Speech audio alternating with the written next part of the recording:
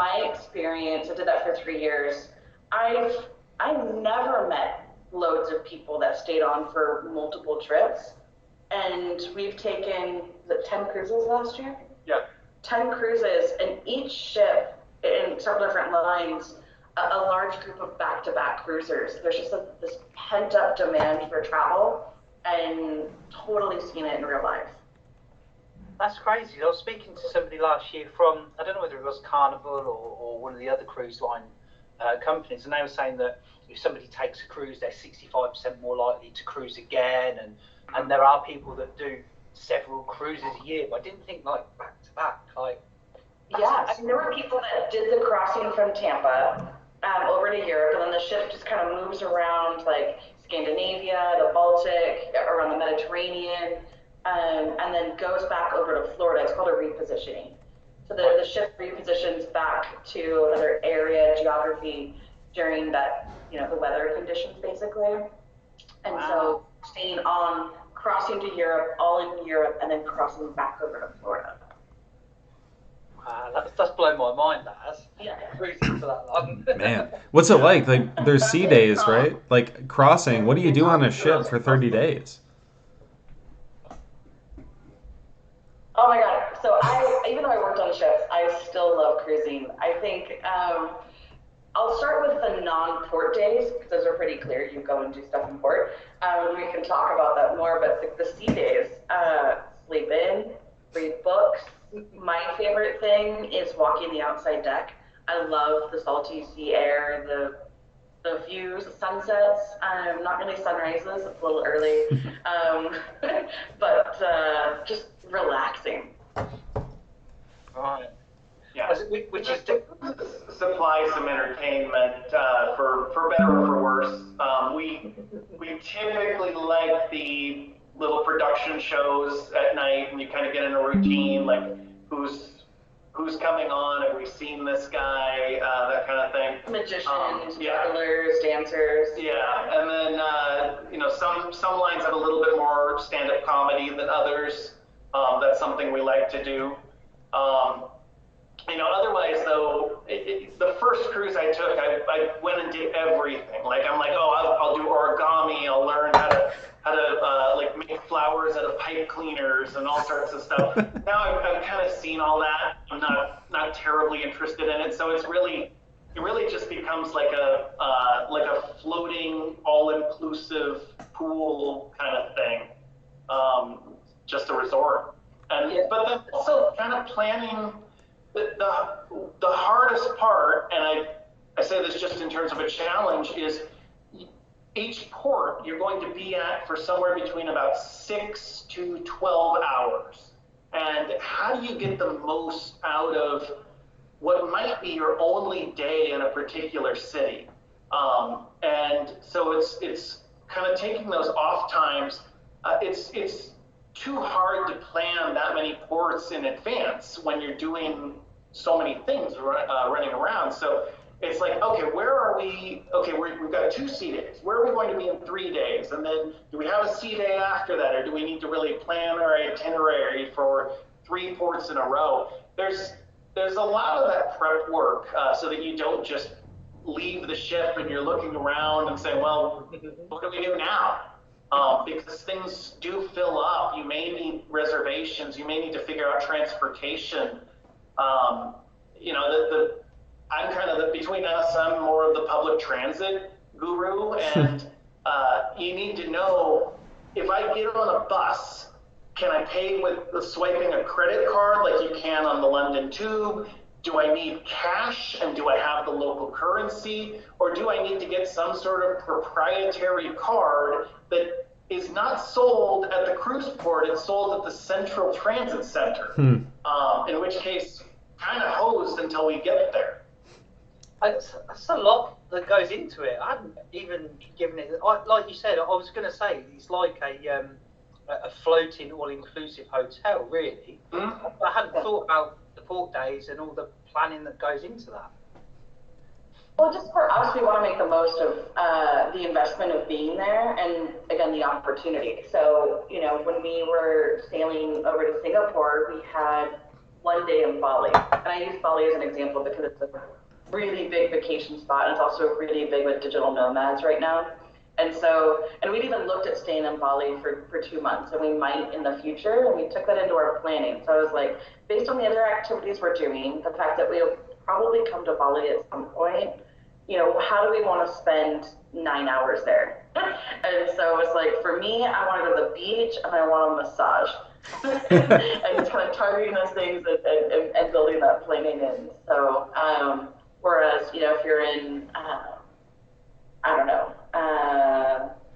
in a city on cruise. I don't know. Darwin? Darwin, Northern Australia? Probably never go back to Darwin. Yeah. And so it's like, what do we want to do here? What do we want to see? How do we make the most of that while also incorporating our budget? And so looking at the targeted money that we want to spend per day or per week and factoring that all in.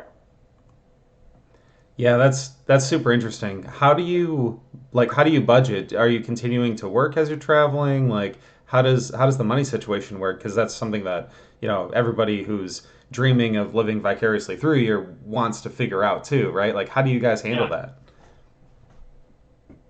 Yeah, Corey's our money guy, so I'll let him answer. Yeah. At this point, it's savings and investments. We chose, one of the biggest things for us in leaving is that the American vacation schedule just doesn't lend itself, and sort of work ethic doesn't lend itself to good traveling. Whenever we went anywhere, we knew that a couple things. We were still checking emails, still sort of tied to our desks, at least figuratively. And then also, we're paying double rent. Seattle's not the most expensive city in the US, but it's not cheap. And so, spending 2 weeks in Europe means we're spending 2 weeks on hotels while also still kind of working and also paying rent for a house in Seattle. So one of the things that's really allowing us to do this is that we put all our stuff into storage, sold all the big items like furniture, and we're essentially living off. We call it time shifting retirement. So obviously, we're not retired. We will have to work again in the future. Yeah. So right now, no steady source of income. We'd be open for something, but right now we're just, at least in the first year, we decided to really focus on the travel around, and then just it allows us to focus on the expense side of things, trying to keep it down by not going too many places too often, with the exception of jumping on a cruise. And research too. I was going to jump in for a second. Kind of some of the prep before we left is looking at things like Nomadic Matt. I like his website. I like the stuff that he does, and just kind of looking at budgets, and looking at certain countries. And we're in our 40s. We don't do hostels. We're more in that kind of mid-range, comfortable group for travel. When you look at Lonely Planet, and so many other guidebooks, they talk about low cost, high cost, and mid-range, and that is us. We don't want to stay in a hostel where we're bunking with 6 kids from Sweden, and we don't need to be at a Four Seasons. We're not into like the all-inclusive kind of resort stays. We're somewhere in the middle.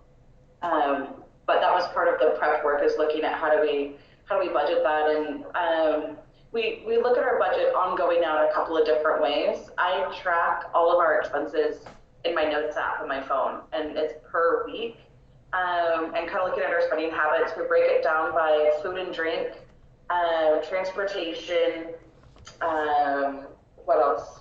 Entertainment. Entertainment, activities, and then miscellaneous, like we buy shirts or medicine or something like that. Yeah. And I want to wait for the full 52 weeks. We're close to that, but looking at our kind of our budget in those categories and overall to see how we're trending, because New Zealand was high, Malaysia's low, and it's going to cycle and go from that was going to be one of the things I asked you. Where's been sort of like the easiest place to shop for clothes and food, and where's been expensive and where's been cheap, and what's been the easiest sort of place to navigate for the stuff that you need ongoing? Yeah. I would say, and one of our first places, if you don't mind if I jump Yeah, in, go. and you might not agree on this, I'll be curious what you think. Spain. I thought Spain was really affordable, lots of name brand items, kind of trustworthy brands. H&M is a big one for me. Poor Corey, I've dragged him to an H&M in almost every country. I kind of do it now just because it feels like it's a habit or like a sightseeing thing that we have to do. I'm like, oh, look, H&M for there, we should totally go in. And so I think Spain was top of the list for me for that. Also, I mean, I can speak some conversational Spanish, so I feel like getting around the stores for me and looking, that kind of stuff doesn't feel as overwhelming. Whereas definitely like the Nordic countries, shopping in for anything like in Iceland or Denmark and Norway. Oh, I'm gonna go to Norway on this trip. Sweden, definitely just much higher. Yeah. Well, Bulgaria is very inexpensive, and it is an EU country, but it doesn't get as much stuff. Like, I figured it would be a place where we could get like discount shoes, but they have like Bulgarian brand. They import a lot from Turkey of all places, and it wasn't, not that you can't find things there, but there are some things that we just couldn't find as much of. Like Ziploc baggies, could not find those in Bulgaria. That's true. And I know that sounds so random.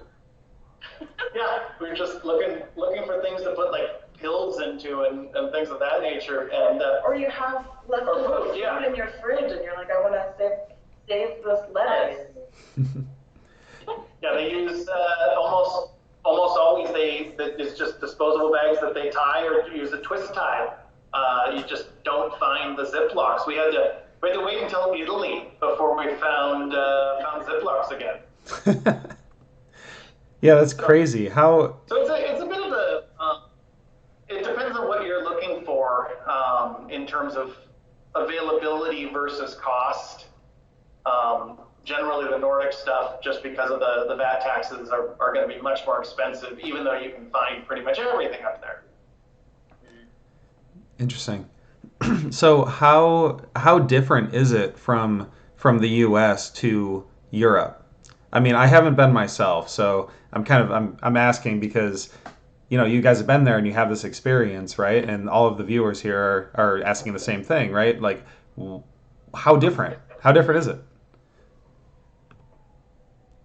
I'll let you answer that. I mean, yeah, because so my personal travel experience grew up in the U.S., had been to North America, Canada, Mexico, traveled a reasonable amount around the U.S., went to the Caribbean, but still haven't been to South America.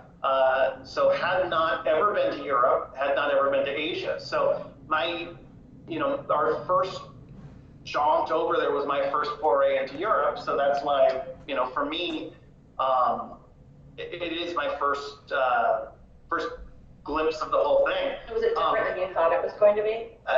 I not necessarily. Some stuff has been, I think for me, the culture shock was, I assumed not everything's as pedestrian friendly in Europe as I thought it was going to be. You thought like the Netherlands and all the bicycles and like that's the picture I have, is these well-designed urban environments where cars just aren't as much of a thing, and that's true in the spots where tourists tend to go. But you go outside and like I've seen American style suburbs in France. In Italy, we stayed in a spot where we got to a traffic circle and all four sides were barred off. There was no way to get across without going around a lit crosswalk that was like 30 meters back, and then it led you across a bridge, except the bridge also had no sidewalks, so you were walking in traffic. The only way to get across this roundabout was to jump the Jersey barrier and just run through 5 lanes of traffic. That's And you guys did that? Where you hear about stuff in Florence, and it's like, oh yeah, it's just the little scooters and easy to walk around. Some places. The cute touristy downtown cities like Tallinn, Estonia, or like in Florence, kind of in those pedestrian cores.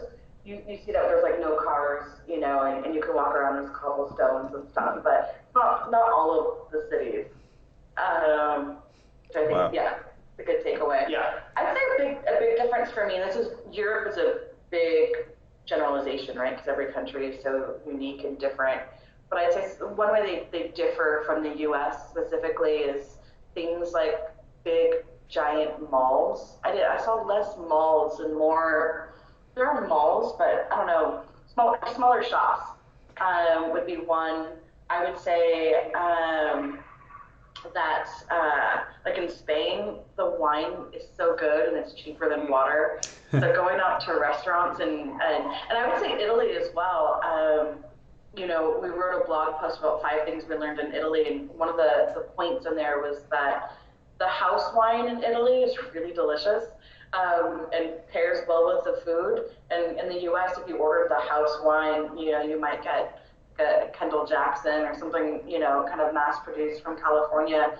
That's not great.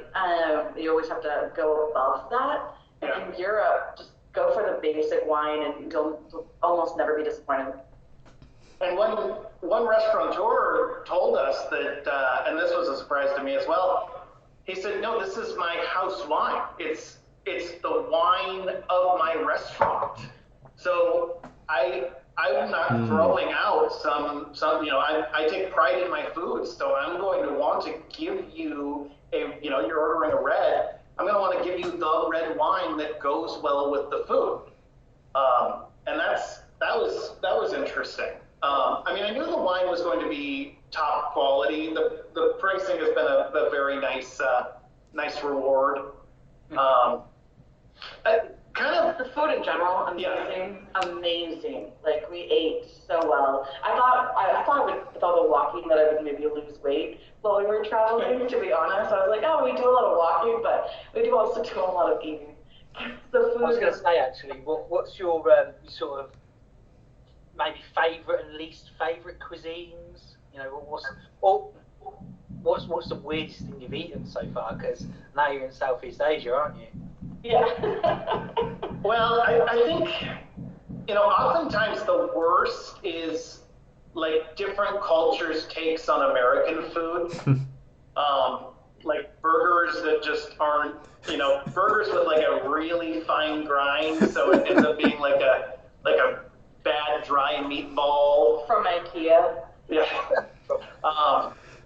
Favorite cuisine, right now in Asia, Seattle's got a lot of Asian influence, and just finding the foods that we don't see a lot of in America. That's outstanding. And then also in Europe, just like getting Serrano ham at a corner store, just sliced right off, and throw in a little bag to take to the beach. Like, that's, when you're in olives. Yeah, when you're in Spain, the things that are sold in America as gourmet imported products are just things you get. Yeah, they're just food. You go to the corner store and there's 200 kinds of olives. You go to a supermarket in France and there's 50 types of pate, and they're exceptional. I would say France, for me, wowed me the most with cuisine so far, only because not just like it has to be French food, but I think the French generally do Italian food really well. Like, I've had really good lasagnas in France. Like, the food is just it's so rich and really delicious. I'd say France is really high up there for me. Oh man. But Italy, oh my, the pasta in Italy was.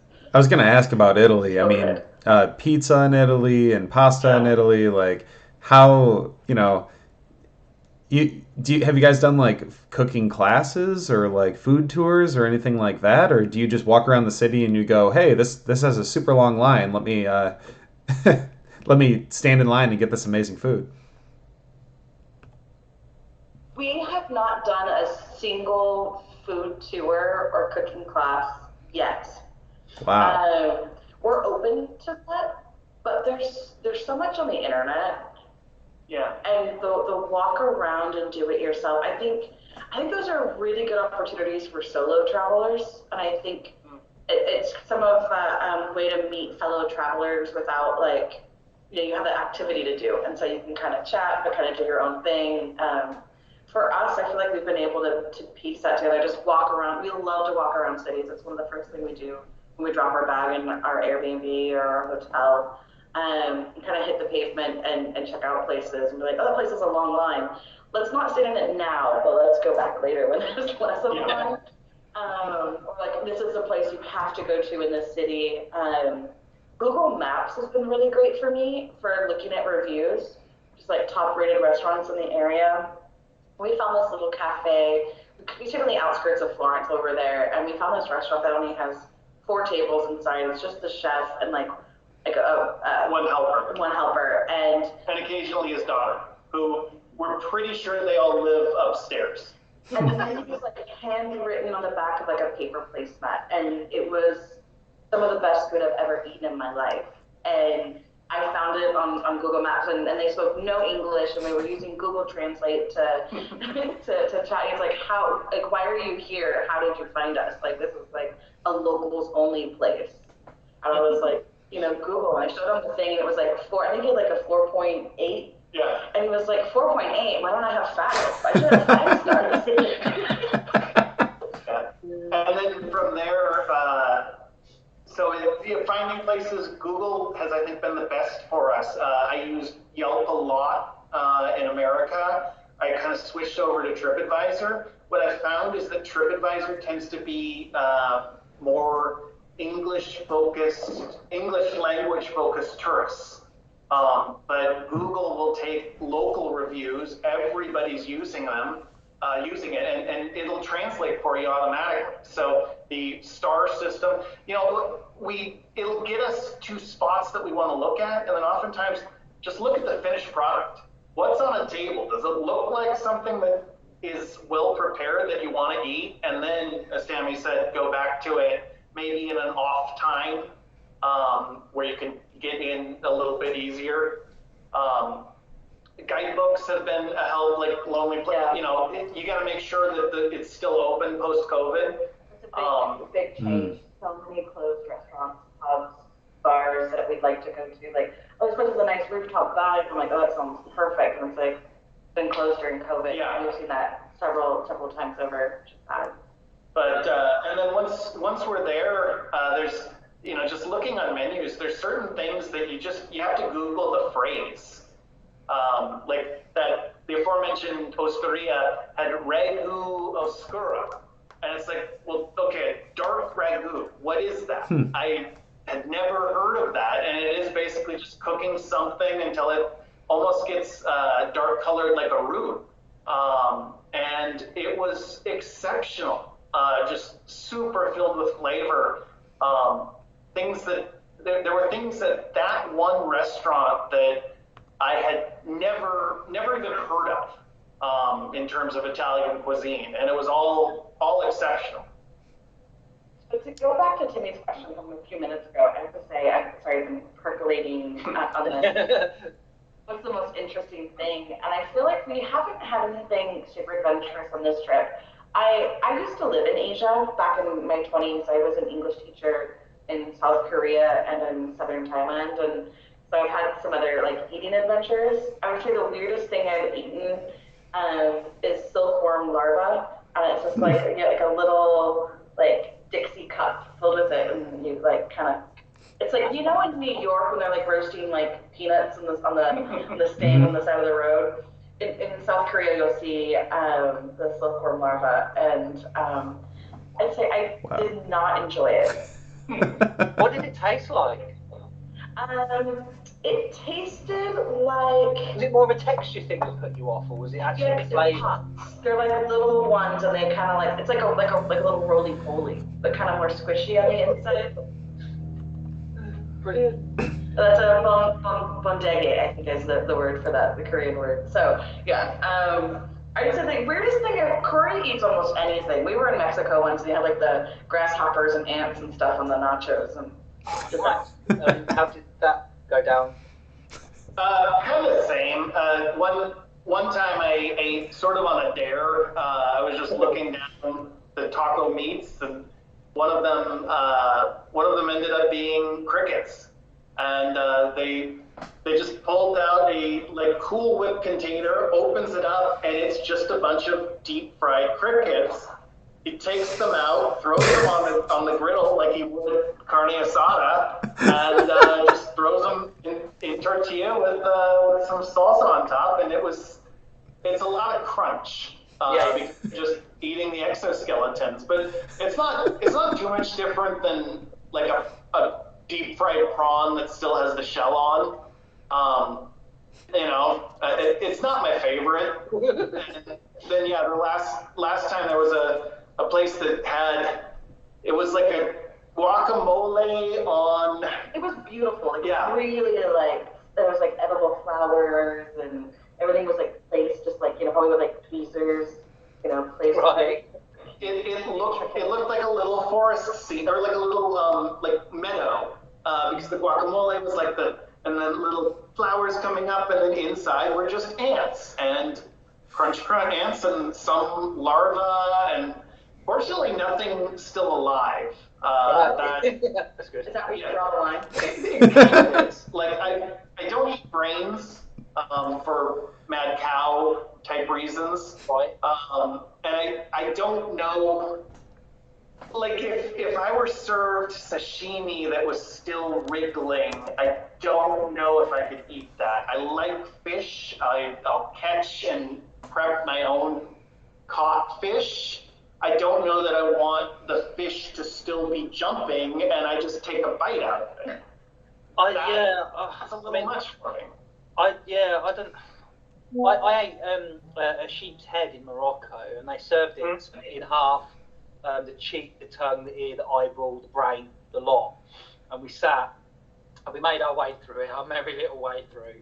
And the eyeball didn't pop, and it was the tastiest bit of the whole dish. It was absolutely gorgeous.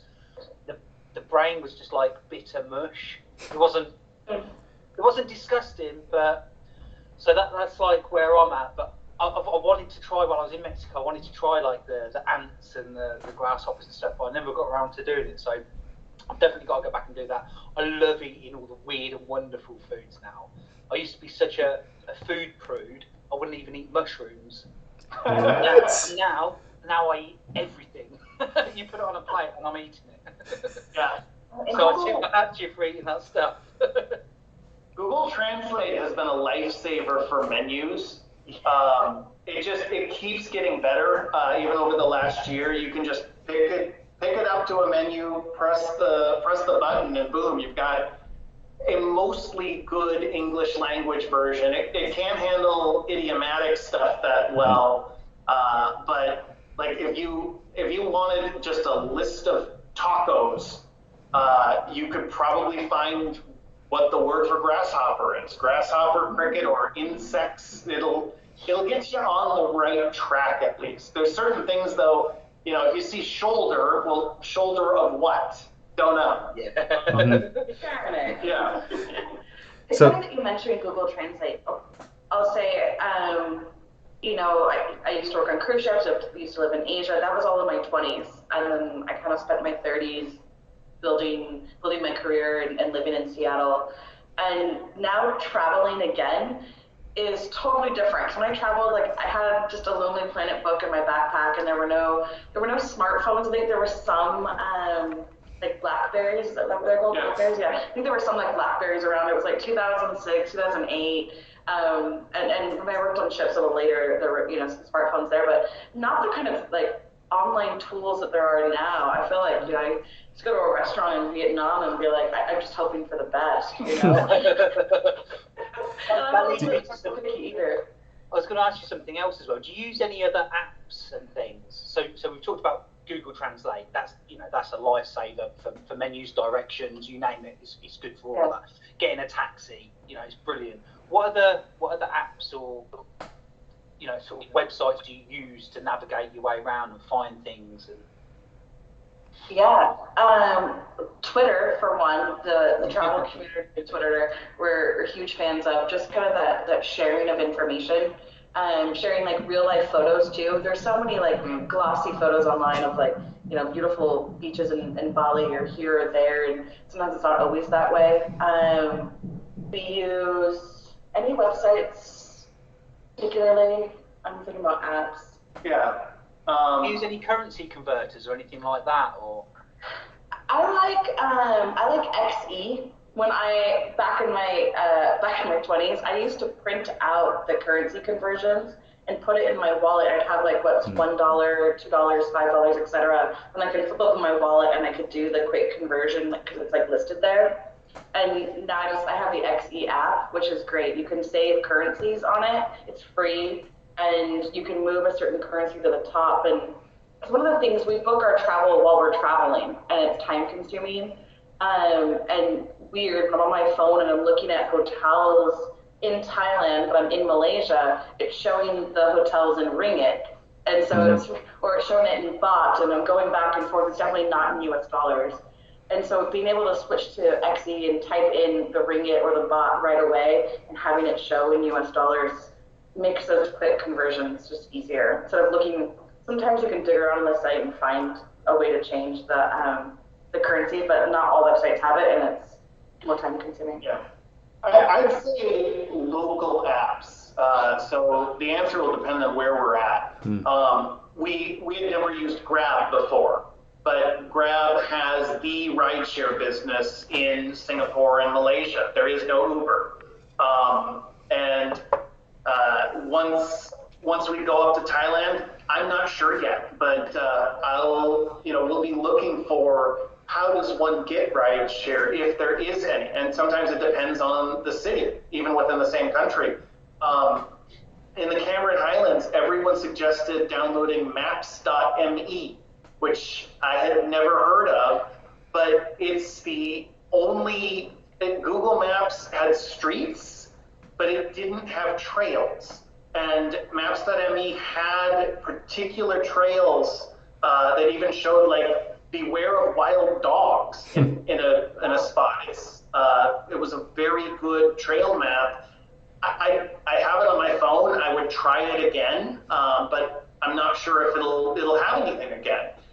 In Bulgaria, it was basically just open source mapping, and people recommended various hiking apps to get basically what doesn't quite appear on Google Maps. People fill it in and just post it and say this is valid as of 2019, the last time I was there. And then you got to take it with a grain of salt in terms of it may close or get redeveloped. In Malaysia, there was a trailhead was a trailhead on private property, and someone had gone in and earth moved the entire hillside. So, and then the government, they did it without a permit. The government had them stop. And so to get to this trail, you're going basically up the side of a cliff. Well, that wasn't on Google Maps.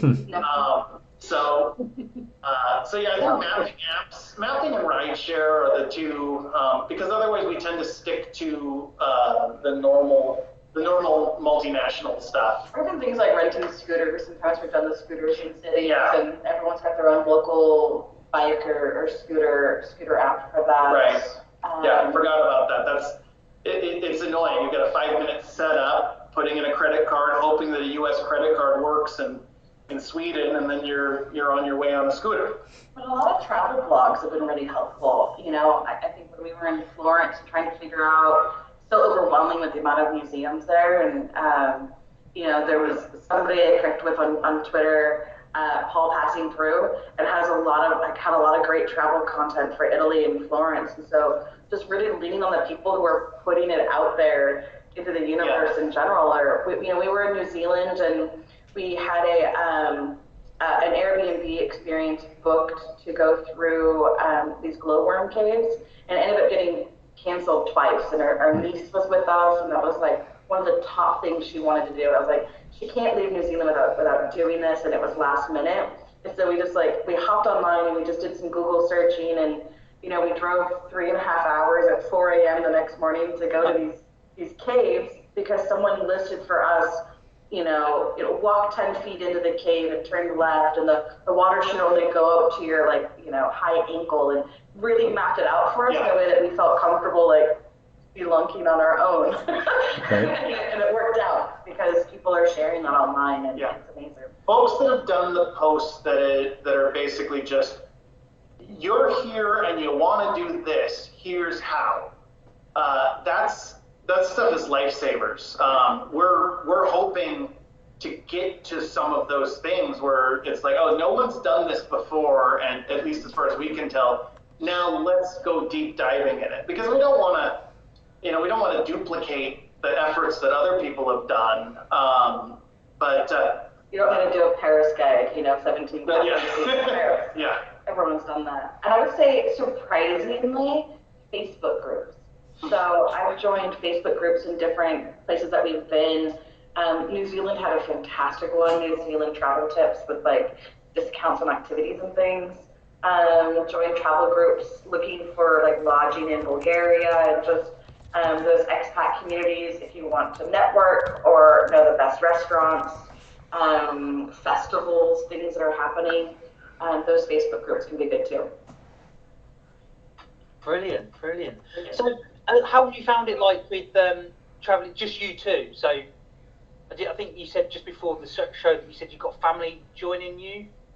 Yeah, my parents have been with us for the last 6 weeks or so, and this is their first foray into Asia as well. So we're kind of experiencing it all together, it's always hit and miss. Any relationship, whether you're traveling or not, requires consistent work. Just to make sure everybody's doing okay, that you're working together, and feeling that you're getting your needs met, and lots of quality time. Yeah, I'll tell you that. yeah. Our strategy has generally been divide and conquer, and it wasn't. We didn't necessarily know who was going to be doing what. There's a lot of roles that have just kind of happened. There's certain things go into her suitcase and certain things go into mine, and that's been a good way to kind of divide it up. Then overall, just be nice to each other, and give each other alone time if we need it, whether it's walk somewhere, and but we're both generally independent, and that I think is nice, in terms of being flexible with each other. In previous travel, we have taken trips in the past together, usually a lot more weekend trips when we're our style, and we had jobs, kind of long weekends, etc. But we travel well together, and helped us really work on our communication. I think one kind of ground rule that we set for ourselves too, or one that I constantly remind myself of, is that we're a team, and things work together better when we act that way. So if something goes wrong, if you show up to a hotel and somebody forgot to book the hotel room, it's not one person did it, we didn't do it, right? And not getting mad at that, because it's just well, do you have a room then? Some things happen, and sometimes it's good, sometimes it's bad. You kind of roll with it. But I try to take the approach, and so does Corey, take the approach of it's a we thing. We did this good thing, or we did this unfortunate thing. Mm-hmm. There's no kind of blaming that goes back and forth. Usually. Yeah. I mean, sometimes there's I told you so's in terms of bad restaurant decisions. Or just the look across the table. Yeah. Doesn't need to be said all the time. Just looks enough. But generally, our rule is, and this is true with anybody picking out things to do, if you let someone else have the responsibility and they take the labor to come up with the thing to do, you don't get to second guess it. The time to second guess is when someone's coming up with things. So, I will do things like put the wrong month into a hotel reservation, or in the case she talked about, we got down to Puerto Vallarta and I just never hit the book it button. And I thought I did, and I was sure I got the email, and nothing. And so now I've Tammy says, let me look at the stuff you do so you don't do something stupid.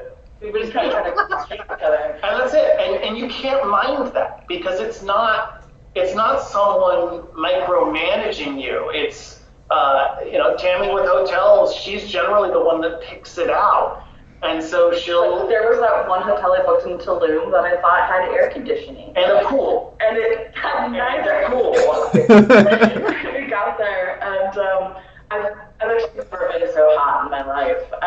We slept so far apart. And, I guess that's part of it though, because it's such a big thing that you're doing. You've got to take certain roles or responsibilities for it, and things are going to happen, aren't they? So you can't fall out about it. You can't let it ruin just because Corey forgot to book the hotel. No. Yeah. No, I mean, yeah, everything's an adventure, and so many of these things, they're not life and death. And like, if we have a particularly sweaty night in the middle of the jungle in Mexico, well, at that point, what's the reality of it? In that case, we went to the front desk and she said, is there a room with air conditioning? And they're like, oh yes, we'll move you there. And Tammy, to her credit, said, well, how much is it? And they looked at her and said, does it matter? No, it doesn't. Maybe no, because again, we're mid-range travelers. We don't go into 90-degree, 90% humidity and not have air conditioning. I'm not 22. My body can't take that anymore. Well, it's part of the adventure, right? That's what you got to chalk it up to at a certain point. Yeah. I mean, all these things become funny stories, and to me, the sooner you can take an unfortunate deal and turn it into something that is adventurous or funny. Tammy face planted in the middle of the street in Italy and almost got run over. Oh no! Thanks for bringing. Okay. So it was Europe and it was a bus, and it wasn't. Once I dragged her legs out from the street, how quickly can that unfortunate deal become just a funny tale that you can write about and talk about? And ruined my pants. Yeah. I never got the color of street out of my khaki pants. Like you say, that's just part of it, isn't it? There's so many different scary moments, happy moments, funny moments, sad moments. Lots of different emotions, and that's why we do it all, isn't it? That's why we do the travel. We go and see these wonderful things. We experience these wonderful things with either ourselves or the people that we want to do it all with, and that's what it's all about, isn't it? Yeah, the experience, and we feel just so grateful and really blessed, and all of the good words, right? Like it's an incredible journey that we're on, and it's really rad. It's really cool. It's been so good to hear your stories and hear about your travels and stuff. We'll leave it there for today. We'd love you to come back and talk to us again sometime. Do you want to just give a quick shout out with your Twitter handle and your socials and your website? Let everybody know what that is. Absolutely. We're on most socials as the Barr Scene. That's Barr. That's my last name, and it's now Tammy's last name. So mostly Instagram and Twitter, and then everything's linking back to our blog, which is thebarscene.com. So that's where we're posting the long form stuff, and then the short stuff. Tammy's become a little bit of a filmmaker on Instagram, and 10 to 60-second funny stuff goes up there, and long-winded stuff goes on the blog. Brilliant. Guys that are watching, go and check out their website. It's really good. It's packed full of loads of really interesting and fun stuff. Thank you so much for joining us, guys. Thanks, Timmy. Thanks, Brad. Next time, right? Yep. Thanks, everybody. Loved it. Talk soon. Take care. Thank you. Bye-bye. All right. And we are done. All right. Good job, guys. That was amazing. Thanks, guys. That was awesome. I think my parents are about to come in the door. That was so much fun. We would absolutely come back any time and chat.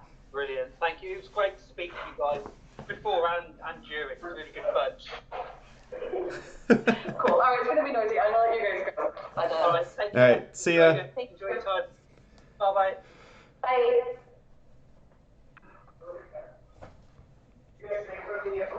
All righty. Oh, you good, Tim? That was pretty good.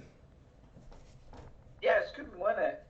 It was. I think you're right. I think we have the right kind of clientele that are coming on the show all the time, right? And it's so interesting because we don't have to say very much, right? Like they are the entire show. It's just like a little prompt here or there, and they go. It's great, isn't it? It's really good. It's really good. It's a lot less talk showy than I thought it was going to be. Yeah. Like you say, our guests will say, oh, you know, where you been and what you're up to, sort of thing, and then you've got like a 5-minute conversation from them. Mm-hmm. Yeah, you don't have to say anything. Although it's kind of tough because I mean, multiple times in there, I'm like, hey, you've been on cruises, I've been on cruises, right? Like you've been to, UK, London, whatever. I, lived there. I know exactly what you're talking about. It's kind of tough to keep your mouth shut sometimes, honestly.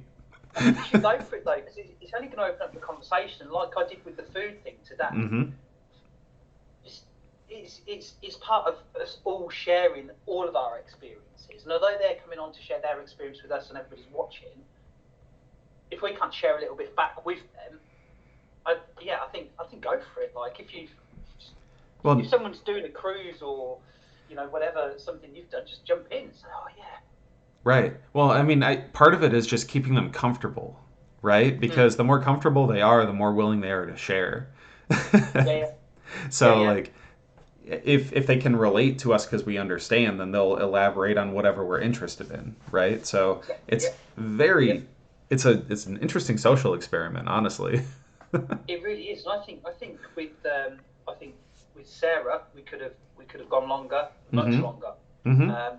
I think with Courtney, we could have gone much longer. And I think Absolutely. with these guys, we probably could have gone longer if Yep. the parents hadn't. Well, then you nailed the timing to stop that as soon as they were coming in. It was bizarre, wasn't it? That's perfect. But yeah, it leads nicely to having them back in a couple of months. Or where are you now? Mm-hmm. Where are you now? What you're up to? That sort of thing.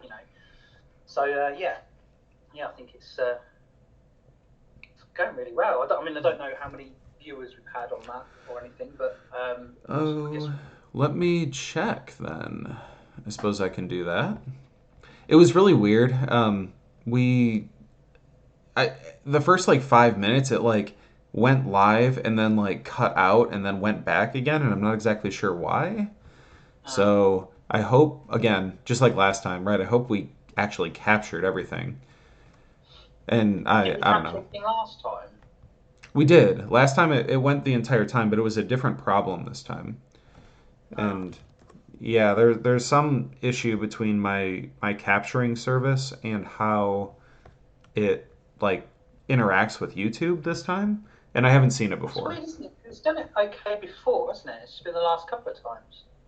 Yeah, but I think it's user error. I think it's me. I don't think it's the actual. All right, hold on a second. Let me go to YouTube Analytics. And I also owe you the recording of this, right? This and last time. Yeah, I didn't realise that you sent me the YouTube downloader thing, didn't you? Yes. Link before. So if you want, say you bother in doing it, You just get it up on your channel, and then I'll use the Ripper to pull it down. Yep. Yeah, that's all I'm gonna do. I've got plenty of time. Upcoming type streaming software. It says scheduled, but it's not recorded.